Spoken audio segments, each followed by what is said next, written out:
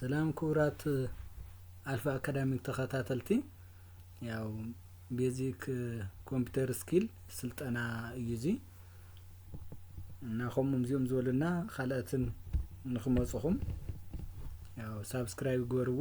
እንደገና ደሞኒ ንኻልአቱን ከማኹም ዝወልሰ ኩማሃሩሉ ምንቲ ሼር ጎርለምኹም እሺ ትሬኒንግ ኦን ቤዚክ ኮምፒውተር ስኪልስ ይዝብል ርእስና ያው ሽመይ ገብረ ማርያም ይባል እሺ ንምንታይና why learn computer skills ዝብልና ክንጅምር ኮምፒውተር ስኪል ንምንታይ ንምሃር ኮምፒውተር ታይ ያጥቅመና ንምንታይና ንምሃራ ኢልና እንድሕር ተተላዕልና ያው essential for modern life ነዝና ሕዝኒ ዘመናዊ ዝኾነ ኑሮ ንኽነብር ተኾይና ያው ዓለም ብጣዕሚ እንዳ ፈጠነት ብዝኸደለትሉ ሰዓትና ዘለና ሓዚ ንዓ ክንርክባ ዓለም ክንርክብ ዓለምና ኣብ ካሊ ቦታታት ኮይኖም ኩሉ ዝጥቀምዎ ስራሕቲ ክንጥቀም ተኾይና ከም ሃገርና ተጠቀምቲ ክንከውን ተኾይና ግዴታ ኮምፒውተር ስኪል ክልወና ኣለዎ ወይ ደሞ ያው ኣብ ዲጂታል ዝኾነ ተዋሳእቲ ክንከውን ኣለና ማለት እዩ ስለዚ ሓደ ንኽንመሃሮ ዋና ዘገድደና እንታይ እዩ essential for modern life ነዝና ሕዝኒየ ዘመናዊ ዝኾነ ናይ ህይወት ኑሮ ያው ምስኡ ተመጣጣና ክንከይድ ምንቲ ስለዚ ጠቅመና እዩ ማለት እዩ ስለዚ ኮምፒውተርስ and digital tools are now necessary for banking ንባንክ ክኸውን ይኽእል እዩ ንኤዱኬሽን ወይ ደሞ ንትምህርቲ ክኸውን ይኽእል እዩ ኒ governmental ሰርቪሳት ናይ መንግስታዊ ትካላት ወይ ደሞ ስራሕቲ ንዓተሙን ምክንዋን ዘመናዊ ብዝኾነ አካይዳ ንኽንከይድ ምንቲ ያው ኮምፒውተር ተጠቅመና አላ ማለት እዩ ካላይ it is helpful for ዞም ነሃይማኖታዊ ቦታታት ስራሕቲ ንኽንሰርሕ ያው ነሃይማኖታዊ ክባል ተሎ ናይ ቤተክርስቲያን ክኾን ይኽእል ናይ መስጊድ ስራሕቲ ክኾን ይኽእል እዩ ናይ ካልእ ስራሕቲ ክኾን ይኽእል ምስ ሃይማኖታዊ ስራሕቲ ተተሓዘነ ባዕሉ ንኽንሰርሕ ተኾይና ኮምፒውተር ተድልየና እያ ማለት እዩ ስለዚ ያው ኣብ ሃይማኖታዊ ንኣብነት እኳ ተኸይድናሲ ክንደይ ኣባላት ኣለውና ሪፖርትታት ንምዝግጃው ክኾን ይኽእል እዩ ስኬጁላት ንምስራሕ ክኸውን ይኽእል እዩ ዝኾነ ድልየት ዘለዎም ንኽሕግዙ ድልየት ዘለዎም ኣካላት ንባዕሉ ንዓቶም ንምርኻብ ክኸውን ይኽእል እዩ ስለዚ ኮምፒውተር ኣድላይቲ እያ ማለት እዩ ካሊ ስፒድስ ኣብ ኮሙኒኬሽን ያው ኮሙኒኬሽንና ምስካ ኣብ ካሊ ቦታ ምስ ዘሎ ሰብ ያው በቀሊሉ ኮሙኒኬት ንገብር ክንራዳዳእ ምንቲ ስለትሕግዘና ያው ግዴታ ክንመሃር አይና ማለት እዩ ለምሳሌ ያው ኢሜይል ተጠቂምና ምስ ሰብ ካሊ ዘሎ ብሩሕ ቦታ ዘሎ ኢሜይል ጌርና ኮሙኒኬት ንገብሮ ወይ ደሞ ንዘራረቦ ንኽእሊና ማለት እዩ ካሊ ያው እዚኣቶም ድሕሪ ኢልና everyday uses of computer በብመዓልቱ ያው ኮምፒውተር ንጥቀምና ማለት እዩ ታይና ንጥቀም ተልና ያው ብራውዚንግ ዘ ኢንተርኔት ያው እንዳ ደለና ኣብ ኢንተርኔት እንዳኣተና እዚ ማለታይ ማለት እዩ እዚ ማለታይ ማለት እንዳና ሁሉ ግዜ ንሓታ አይና ማለት እዩ በብግዚኡ ስለዚ ያው ናይ መንፈሳዊ ክኸውን ይኽእል እዩ ሕተና ናይ ትምህርቲ ክኸውን ይኽእል እዩ ስለዚ ያው ተፈላለየ ስራሕቲ ተፈላለየ ሕተታት ንሓትቲና ማለት እዩ በኢንተርኔት ተጠቂምና ያው ብሞባይልና ተጠቂምና ዲት ኢንተርኔት ንጥቀሞ ዴስክቶፕ ተጠቂምና ኮምፒውተር ዲና ላፕቶፕ ክትከውን ትኽእል እያ ያው ታብዚኣቶም ተጠቂምና ዝረዝሮ እንታይ ንብለለና ክንሓታት ኣለና እታ ኮምፒውተር ኢንተርኔት ተጠቂምና ክንሓትት ኣለና ያው ናይ ዕለታዊ ስራሕትና ከምኦም ዓይነት ስራሕቲ ንሰርሕና ማለት እዩ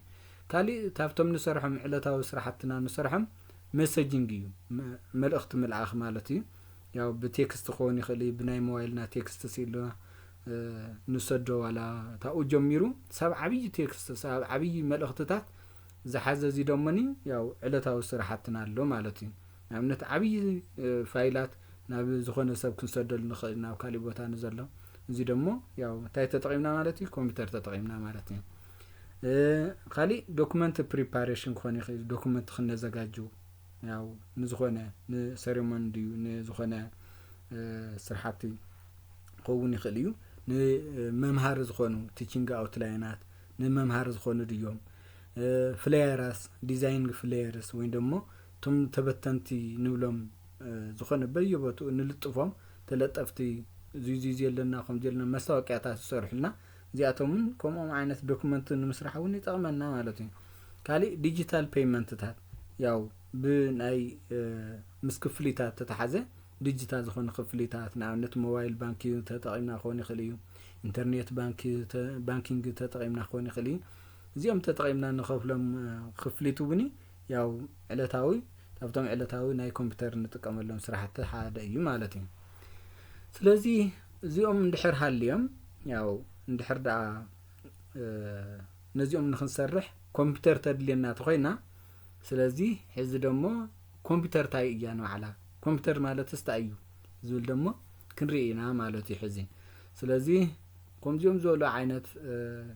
ቪድዮታት ንኽበፅሐኩም ሕዚ እውን ደጊመ ዝብለኩም እንታይ እዩ ሼርና ሳብስክራይብ ግበሩ ማለት ሳብስክራይብ ትገብሩ ሼር ደሞ ትገብሩሎም ንኻልኦት ከማኹም ዝበሉ ሰባት ክበፅሖም ያው ከም እንዳለ ኣነ ዝለቀቅክዎ ቪድዮታት ይበፅሐኩም ኣለዎ ቀሊሉ ማለት እዩ ስለዚ what is a computer computer ታይ እያ ዝብል ደሞ ንርኢ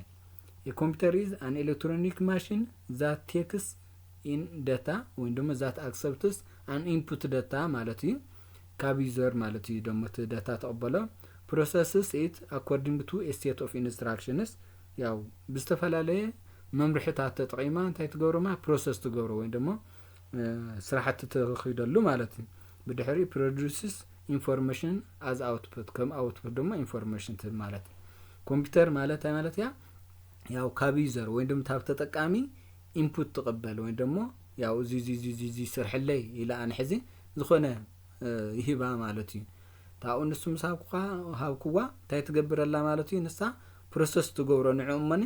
ያው ስራሕቲ ምስ ወደት አውትፑት ትበኒ ማለት እዩ አውትፑት ንዓይ ዲስፕሌይ ትገብረለይ እዚ እንታይ ትበሃል ባጣላይ ኮምፒውተር ትበሃል ያው ኪ ፋንክሽን ክንርኢ ተለና ናይ ኮምፒውተር it automates ታስክታት ሕዚ ብኢድና እንዳጽሐፍና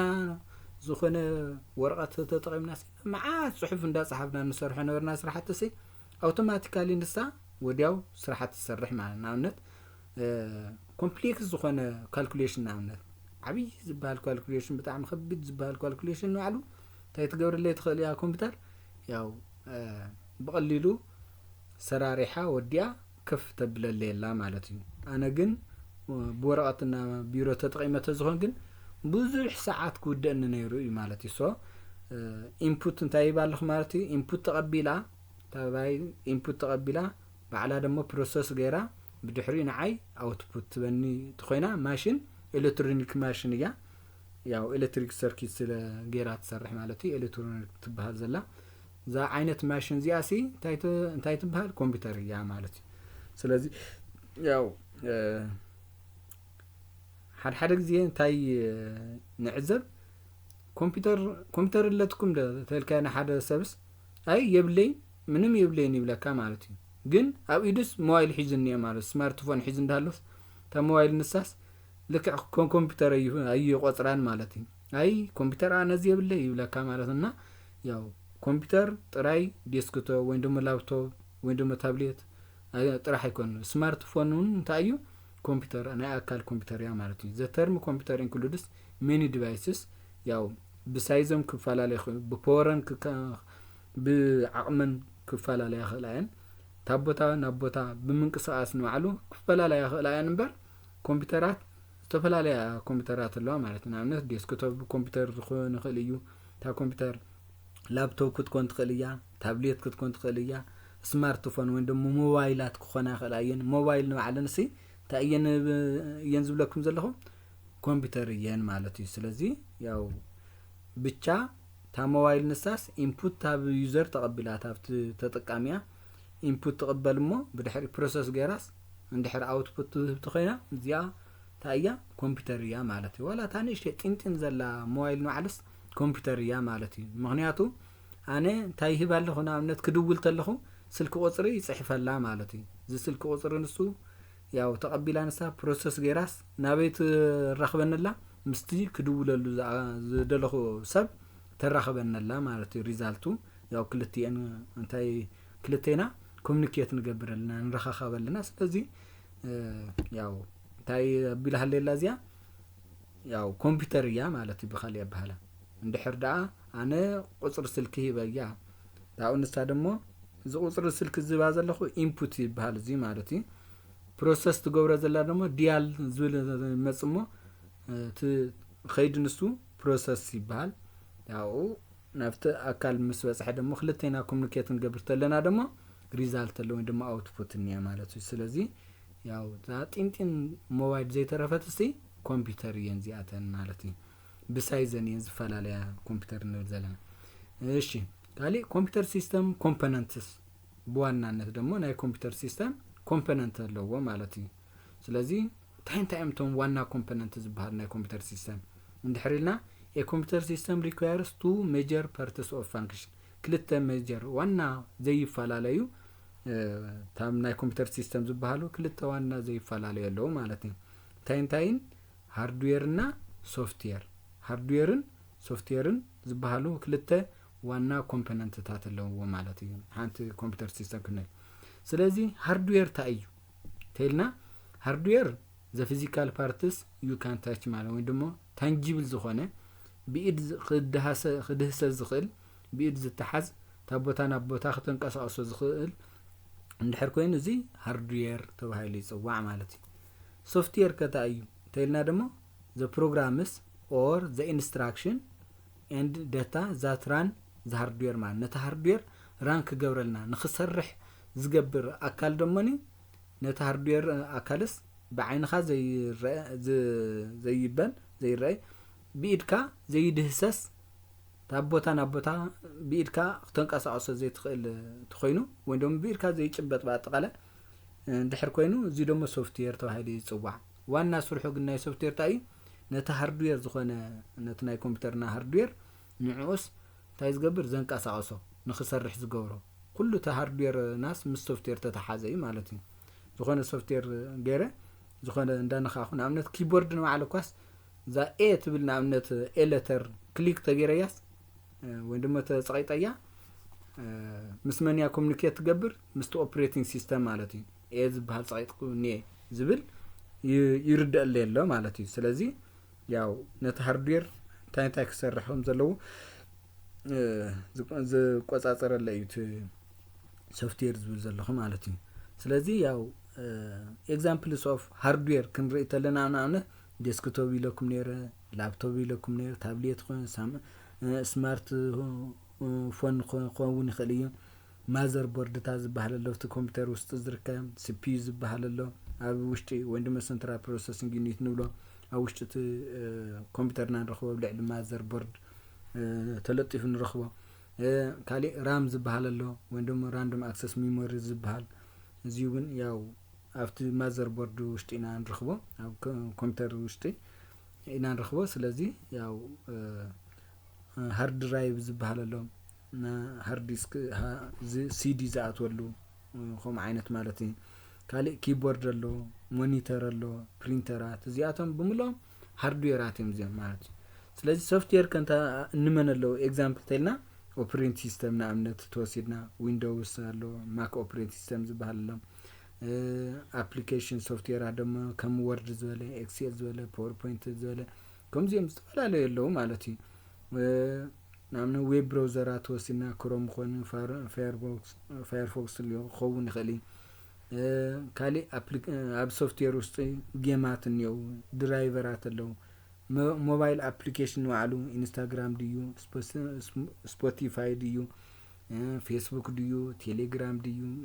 ያው ብዙሓት የምቶም ሶፍትዌራት ማለት እዩ ፊርምዌር ዝባሃልኒ እዚኣቶም ዝተፈላለዩ ሶፍትዌራት እዮም ማለት እዩ ሶ ያው በአጠቃላይ ግን ታይና ንወስደው ዘለና ማና ኮምፒውተር ሲስተም ሃርድዌርን ሶፍትዌርን ሃርድዌር ዝባሃል ታንጂብል እዩ ወይ ደሞ ተጨባጣዩ በኢድ ክድህሰ ዝኽእል እዩ ንብለልና ሶፍትዌር ዝባሃል ደሞ ኢንታንጂብል እዩ ወይ ደሞ በኢድና ክንድህሰ ዘይንኽእል እዩ ማለት እዩ ነቲ ኮምፒውተር ነቲ ሃርድዌር ኮምፒውተር ያው ራን ክገብር ክሰርሕ ስርሑ በአግባቡ ክሰርሕ ዝገብር እዩ እቲ ሶፍትዌር ንብሎ ዘለና خالي ቀፂልና ደግሞ what is hardware ኢልና ክንከተልና ያው ዲቴይል ክንርኢ ተደሊና ማለት እዚ hardware consists of the physical part ወይ ደግሞ ክረአይ ዝኽእል ሲካብ ኣብ ላዕሊ ጠንካራ ማለት እዩ ታፍቲ ሽሙ ክንወስድ ተለና ማለት ሃርድ ማለት ጠንካራ ማለት እዩ ስለዚህ ታው ክንወስድ ተለና ቲ ፊዚካል ዝኾነ ቲ ክድህሰስ ዝኽእል አካሉ ማለት እዩ ታንጂብል ፓርትስ ኦፍ ዚ ኮምፒውተር ሲስተም ናምነት እዚኦም ደግሞ ዞም ሃርድዌር ደግሞ ያው ንባዕሎም ከፋፊልና ክንሪኦም ኢና ማለት እዩ ኢንፑት ዲቫይስስ ዝበሃለለው ንኢንፑት ዘገልግሉ ማለት እዩ ዝኾነ ነታ ኮምፒውተር ሲ ናብኣ ንኻኣቱ ዝኾነ ክጽሕፈላ ወይ ደግሞ ከተወላ ተደልየ ያው ንዕኡ ዘገልግሉ ደግሞ ኢንፑት ዲቫይስስ ዝበሃለለው ማለት እዩ ናምነት ኪቦርድ ናምነት ወሲደ በኪቦርድ ተጠቂመ ዝኾነ ጽሑፋት ይጽሕፍ ማለት እዩ ስለዚ ኢንፑት ይገብርለሁ ማለት እዩ ናፍታ ኮምፒውተር ሬስ ዝኾነ ጽሑፍ ይህብ ኣለሁ ማለት እዩ ማውዝ ንባዕሉ ማውዝውን ታያ ኢንፑት ዲቫይስ ያ ማለት እዩ ናምነት ራይት በተን ኣለዋ ሌፍት በተን ኣለዋ ስክሮል በተን ኣለዋ ታ ማውዝ ትበሃል እዚ ያው በተን ገርና በዚ ማውዝ ገርና ሲ ታይ እንገብርለና ማለት ያው ኢንፑት ነእትወለና ማለት እዩ ናፍታ ኮምፒውተርና خالي አውትፑት ዲቫይስ ዝበሃሉ ኣለውና ማለት እዩ አውትፑት ዲቫይስ ዝበሃሉ ደግሞ ያው እቲ ፕሮሰስ ተገይሩ ምስተወደአ ንሪኦ ሪዛልት ትውጽኢት ንሪኦ ደግሞ አውትፑት ዲቫይስ ይበሃሉ መርአይ ነቲ ውጽኢትና መርአይ ዝኾኑ ማለት እዩ ናምነት ሞኒተር ስክሪን ማለት እዩ ናይታ ኮምፒውተርና ስክሪን ሞኒተር ተባሂሉ ይጽዋዕ ማለት እዩ ኣብታ ኮምፒውተርና ንሪኦ ስክሪን ዲስፕሌይ ኮይኑ ንሪኦሉ ቦታ ሞኒተር ተባሂሉ ይጽዋዕ ንሱ አውትፑት ዲቫይስ ናምነት ማለት እዩ ካሊ ስፒከር ናምነት ስፒከር ዝኾነ ማይክ ሒዝና ዝኾነ ድምጽ ነጋውሕሞ ትመጋውሕኒ ትኸፍ ዝበለ ዝዓብይ ዘጋውሕ ተኣሽሙ ስፒከር ተባሂሉ ይጽዋዕ ንሱውን አውትፑት ዲቫይስ መጋውሕ ስለ ዝኾነ ማለት እዩ ታማይክ ተኾይና ግን ኢንፑት ዲቫይስ ያ ታማይክ ኢድና ገርና ናኣፍና ገርና ንዛረበላ ደሞ ኢንፑት ዲቫይስ ያ ትበሃል ማለት እዩ ኢንፑት ያ ተቀበል ታኣፍና ኢንፑት ተቀበልሞ ታኡ ነቲ ፕሮሰስ ተገይሩ ናምን ትሰዶ ማለት እዩ ናብታ አውትፑት ዲቫይስ ናምን ናብ ስፒከር ማለት እዩ ካሊ አውትፑት ዲቫይስ ፕሪንተር አላ ፕሪንተር ዝኾነ ብኮምፒውተር ገረ ያው ጽሑፍ ይእዝዛ ምስ አዘዝክዋ ፕሪንት ገራው ደሞንሳ ሃርድ ኮፒ ትበነላ ማለት እዩ ስለዚ አውትፑት ዲቫይስ ያ ማለት እዩ ካሊ ፕሮሰሲንግ ታፍቶም ሃርድዌር ንረኽቦም ሲ ፕሮሰስ ዝግበረሉ ማለት እዩ ኣብዚ ሕዚ በዋናነት ንረኽቦ ሲፒዩ ይበሃል እዚ በዋናነት ሲፒዩ ሴንትራል ፕሮሰሲንግ ዩኒት ተባሂሉ ይጽዋዕ ኣብዚ ክልተ ስራሕቲ ይስርሑ ማለት እዩ አሪትሜቲክ ሎጂክ ዩኒት ዝበሃል ኣሎ አሪትሜቲክ ዩኒት ዝበሃል ኣሎ ሎጂክ ዩኒት ዝበሃል ኣሎ ማለት እዩ ክልተ ኦፕሬሽን ኣሎ ማለት እዩ አሪትሜቲክ ኦፕሬሽን ዝበሃሉ ያው እንታይ ዝሓዘ ማለት እዩ አዲሽን ሳብስትራክሽን ማልቲፕሊኬሽን ዲቪዥን ከምዚኦም ዓይነት ኦፕሬሽናት ዝስርሐሉ እዩ ኣብቲ አሪትሜቲክ ዩኒት ዝበሃል ናይ ሃርድዌር ፓርት ዝርከብ ማለት እዩ ኣብቲ ሎጂክ ዩኒት ዝበሃል ዝርከብ ደግሞ ኤንድ ኦር ኖር ግሬተር ዛን ለስ ዛን ከምዚኦም ዓይነት ዝሓዘ ደሞኒ ሎጂክ ስራሕቲ ማለት እዩ ሎጂክ ኦፕሬሽን ይበሃል እዚኦም ክልቲኦም አሪትሜቲክ ሎጂክ ዩኒት ዝበሃሉ እዚኦም ዞም ናይ ሃርድዌር ፓርቱ ኣብ መን ውሽጢ ይርከቡ ተልና ኣብ ሲፒዩ ውሽጢ በአጠቃላይ ክልቲኦም ይርከቡ ማለት እዩ ስለዚ ካሊ ደግሞ ኮንትሮል ዩኒት ዝበሃሉ ኣለዎ ኣብ ሲፒዩ ውሽጢ ኮንትሮል ዩኒት ደግሞ እንታይ ይገብር ኮንትሮል ይገብር ነዚ አክቲቪቲ ናይቲ ብሙሉኦም ናይታ ኮምፒውተር ዝኒ አክቲቪቲ ሲ ዝቆጻጸር ደግሞ ኮንትሮል ዩኒት ይበሃል ማለት እዩ ካሊ ሃርድዌር ኣብዚ ንረኽቦ ስቶሬጅ ያው ራም ክኾን ይኽእል እዩ ስቶሬጅ ራንደም አክሰስ ሜሞሪ ማለት እዩ ሃርድ ድራይቭ ክኾን ይኽእል እዩ ንኣብነት ሃርድ ዲስክ ንብሎም ዞም ኤችዲዲ ክኾን ይኽእል እዩ ሃርድ ዲስክ ኤስኤስዲ ክኾን ይኽእል እዩ ሃርድ ዲስክ ያው ኣብ ቀጻላይ ሙሉ አፈላለዮም ስለንሪኦም ማለት እዩ ስለዚ ራም እንታይ እዩ ተይለውዚ ራንደም አክሰስ ሜሞሪ እዩ እዚ ቮላታይል እዩ ይበሃል ቮላታይል እዩ ስለዚ እንታይ ዝገብር እዚ ያው ንግዚ ዝኾነ ቅድሚ ሴብ ምግባርና ናፍቲ ዋና ናብ ሃርድ ዲስክና ሴብ ቅድሚ ምግባርና ያው ስቶር ገይሩ ዝጸንሕና እዩ ማለት እዩ ሲና እንዳሰራሕና ናምነት ካብ 10 ፔጅ ናምነት ብኮምፒውተር እንዳጻሕፍኩ ተነይረ ናምነት ዴስክቶፕ ተትኾንታ ኮምፒውተር እሞ እንዳጻሕፍኩ ሲለ ተጸኒሐ አጋጣም ኮይኑ መብራህት እንድሕር ጠፊኣ እሞ ተመሊሳ እንድሕር ተወሊዓታ ዴስክቶፕ ያው ተኡ ጽሒፈ የነበርኩ 10 ፔጁ አይረኽቦን ዘለኹ ማለት እዩ ንምንታይ ሴብ ስለ ዘይበልኩዎ ሴብ ዘይገበርኩ ሲለ እንዳጻሕፍኩ ተጸኒሐ እሞኒ ያው አመን ክሳብ ይጸንሕለ ማለት እዩ ኣብ ራም ይጽንሕዎ ነው እዚ ማለት volatile እዩ ram it is a volatile that means when a power is off ኮንተለ to power to data after ram ዝነበረውን ይጠፍእ ማለት እዩ ስለዚ ራም ግዝያው ዝኾነ ስቶሬጅ ግዝያው ንግዚኡ ዝገልግል ታው ግን መብራህቲ ጠፊያ ኣብ ትውልዕሉ ግን አው ዝነበረ ከም በሐድሽ ይጠፍእሞ ከም በሐድሽ እንደገና ነፃ ይኸውን ማለት እዩ ራም خالي بpermanent እንድሕር ስቶር ኮነልና በቋሚ ስቶር ኮነልና ተደሊና ደሞን ሃርድ ዲስክ እንጥቀመለና ማለት እዩ ታብቶም ሃርድ ዲስክታት ያው HDD ኾን ይኽእል እዩ ያው ስሎወር ዩምበር ኩሎም ሃርድ ዲስክ እዮም ኢንተርናል ኾን ይኽእል ኤክስተርናል ሃርድ ዲስክ ኾን ይኽእል ዝሮ ኢንተርናል ዝበሃል ኣብቲ ውሽጢ ኮምፒውተር ንረኽቦ ሃርድ ዲስክ እዩ ኤክስተርናል ደሞ ኣብ ኢድና ብደገ እንዳተጠቀምናሉ ብኢድና ሒዝና ንኸድ አብዱላይና ኮምፒውተር እንዳሰካዕና ንጥቀመሉ እቲ ኤክስተርናል ሃርድ ዲስክ ንብለ ዘለና ማለት እዩ በአጠቃላይ እዚአቶም ያው ፐርማነንት ዝኾነ ሴቭ ክንገብረሉ ወይ ደሞ ቋሚ ዝኾነ ዳታና ሴቭ ክንገብረሉ ሴቭ እንድሕርልና ሳብዚአቶም ይዝቅመጥ ዘሎ ማለት እዩ ስለዚህ ኣብዚኦም ተቀሚጡ ማለት ያው እንድሕር ባዕለይ ተዘይጥፍዮ ድሊት ተዘይገረዮ ያው ይረኽበሉ ኸፍት ደልየሉ ሰዓት ከፊት ይጥቀመሉ ማለት እዩ ካሊ CPU ይብዚ ታብቶም ናይ ሃርድዌር ፓርትታት ሕዝውን CPU ተሪና ሰንትራል ፕሮሰሲንግ ዩኒት ኢልና ኢናዚ እዚ ዋና ታዩ the brain of the computer ናይታ ኮምፒውተርስ ዋና ሓንጎላ ኢልና ንጽውዖ ያው CPU እዩ ማለት እዩ ዋና ሓንጎላ ብስሩ ሙሉእ ብሙሉእ ልክዕ ከም ወዲ ሰብ ብሓንጎሉ ይሐስብ ኢልና ከም ንሐስቦ ናይ ኮምፒውተር ውኒ CPU ይትዋና ሓንጎላ ማለት እዩ it executes every instruction and calculation ማለት ሕድ instruction ና ሕድ calculation በሙሉ ስራሕት ዝስራሕሉ ኣብ CPU ማለት እዩ ስለዚህ CPU ያው ክልተ ነገር አለው ይለኩኒ arithmetic logic አለው ማለት እዩ እና control unit ይባላል አለው እዩ ካሊ ዋና ፋንክሽን ናይዚ እንታይ እዩ it fetches decodes executes and writes back the results of all actions you take on the computer አኩሉ አፍታ ኮምፒውተር ንሰርሕም በሙሉም ስራሕቲ ኣብ ይዝካየድ ተልና ኣብ CPU ማለት እዩ መን ይዝቋጻጸሩ CPU ባዕሉ ማለት እዩ ምክንያቱ ኮንትሮል ዩኒት ዝበሃል ስለ ዘሎ ንዑ ንምቁጻር ማለት እዩ ካሊ ራም እዩ ያው ከምቲ ዝበልኩም ራም ያው ሾርት ተርም ሚሞሪ እዩ ማለት እዩ ግዝያው ዝኾነ ሚሞሪ ራም ንብሎ ዘለና ንግዚኡ ያው ሴቭ ገይሩ ይጸንሕ ሰይሉ ስቶር ገይሩ ይጸንሕሞ ብድሕሪኡ መብራህቲ ፍላክቹዌት ትገብረሉ ጠፊያ ብትመጸሉ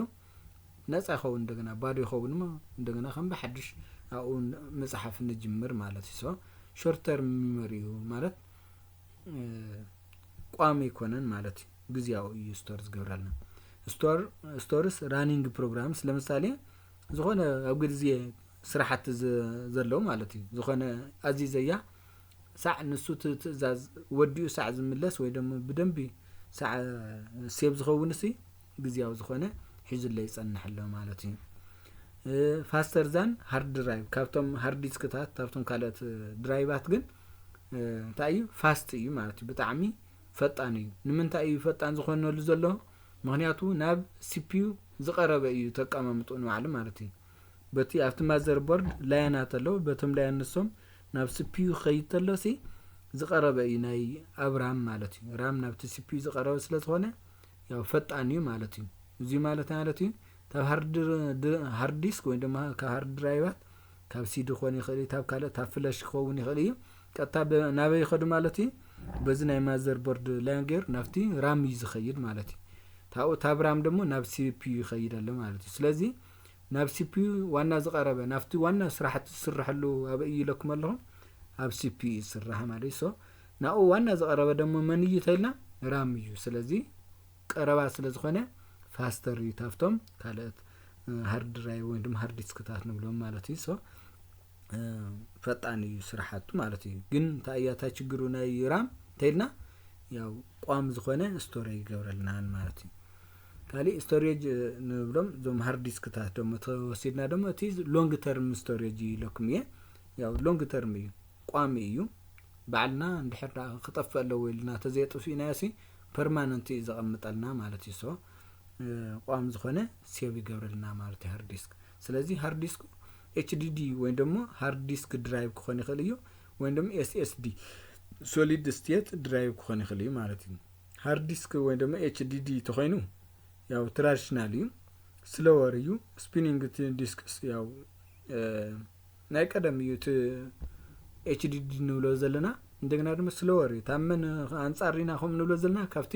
SSD ማለት እዩ ወይ ደሞ ሶሊድ ስቴት ድራይቭ ንብሎ እዚ ሞደርን እዩ ያው ዘመናዊ እውን እዩ ናሕዚ እዩ